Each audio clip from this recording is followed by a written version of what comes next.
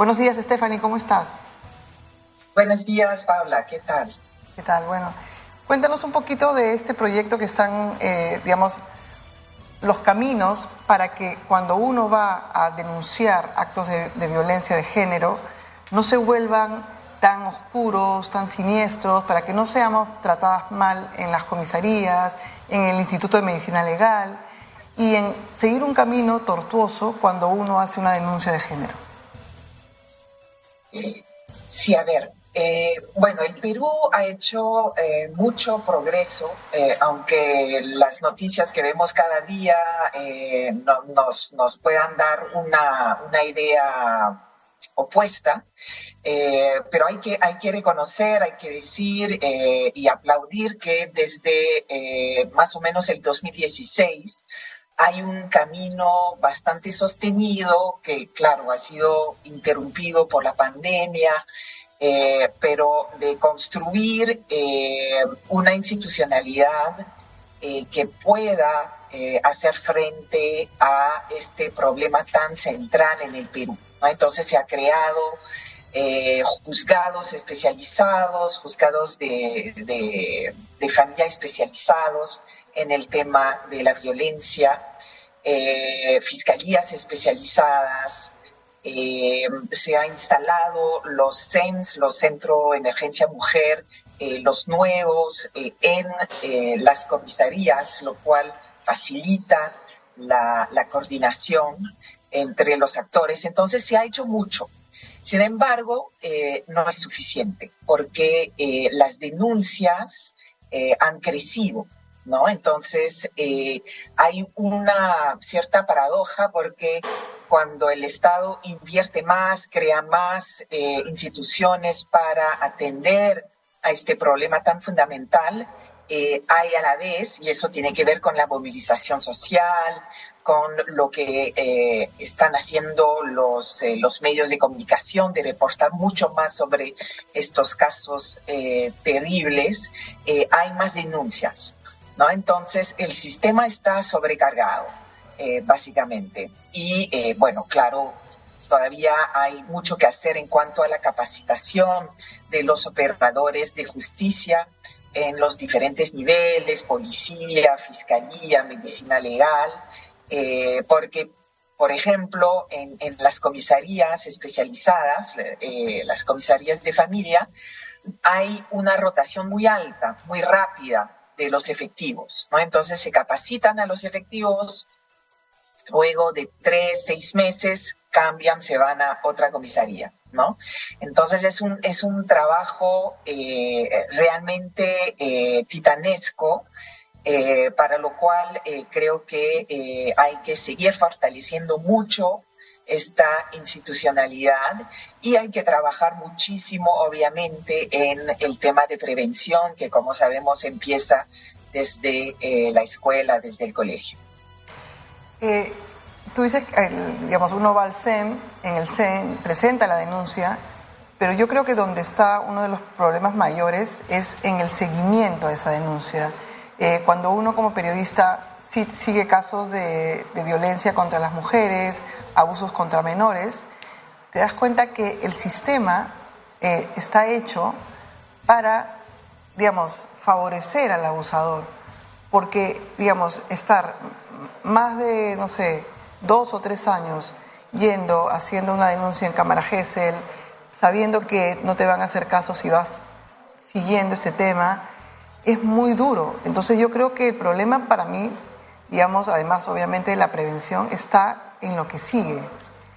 ¿Qué dicen sus estudios de lo que sigue cuando uno hace una denuncia y espera, digamos, el fin de esa denuncia?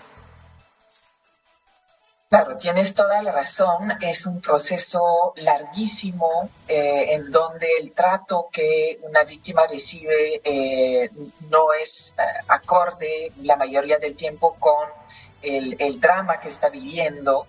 En ese sentido hay una necesidad, yo creo, de acompañamiento que debería ser respondida de parte, por ejemplo, del Ministerio de Justicia en cuanto a los defensores y defensoras, ¿no? que se puede asignar a las víctimas, ¿no?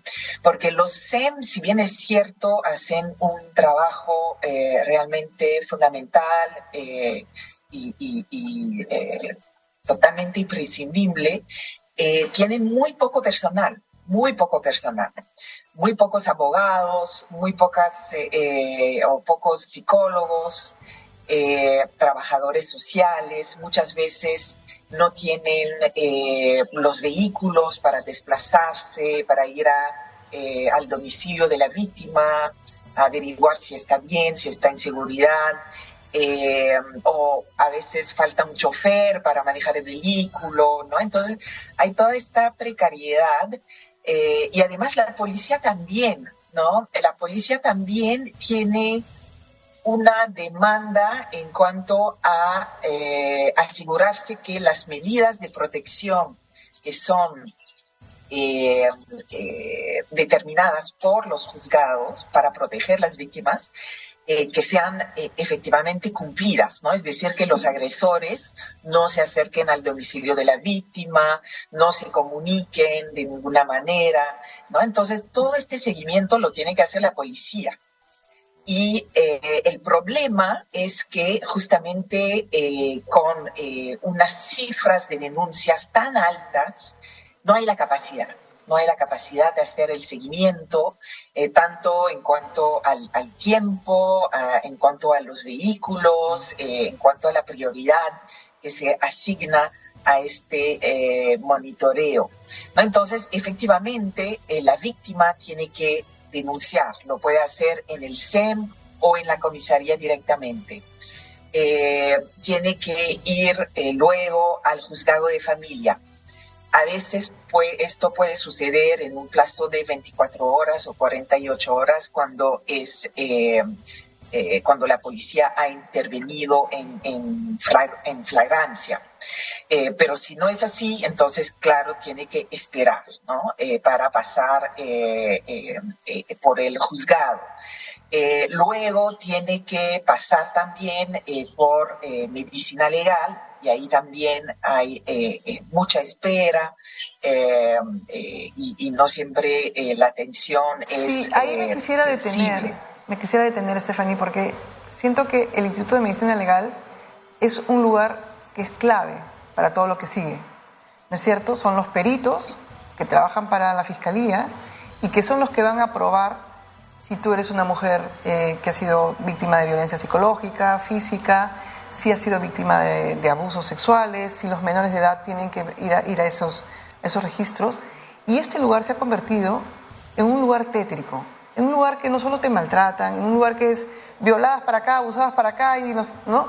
¿Y cómo hacer para fiscalizar desde la sociedad civil, desde la academia y tratar de cambiar? Porque yo siento que uno de los nudos para que estos casos de abusos es el Instituto de Medicina Legal, que es el que dice, te doy tu sello de que si eres o no eres y tu caso avanza.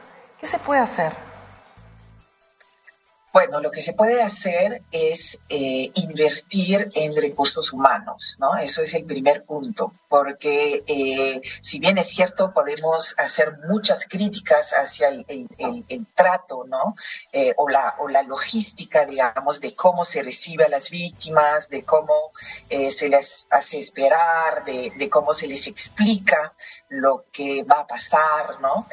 Podemos hacer muchas críticas, efectivamente, pero creo que también hay que ver la realidad del personal, ¿no? Que trabaja ahí y que recibe día tras día, digamos, centenares de personas, ¿no?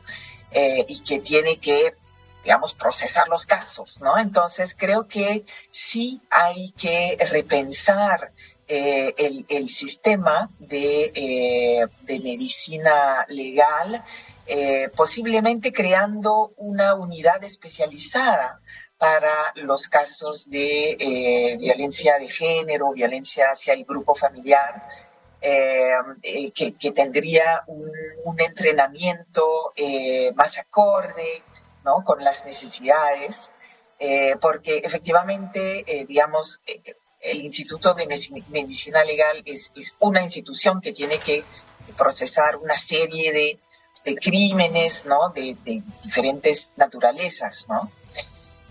Sí, yo creo que concuerdo contigo que es un lugar central en toda la ruta, pero no es la única. Yo creo que hay mucho que hacer todavía a todos los niveles para derrumbar los estereotipos, pero eso sin recursos humanos adecuados, obviamente no se va a poder lograr. Stephanie Rousseau, investigadora de la Católica, y en buscar rutas para que con los días pasen la violencia de género, estuvo en Las Mañanas con Carlos Cornejo. Muchísimas gracias por la entrevista y hasta la próxima.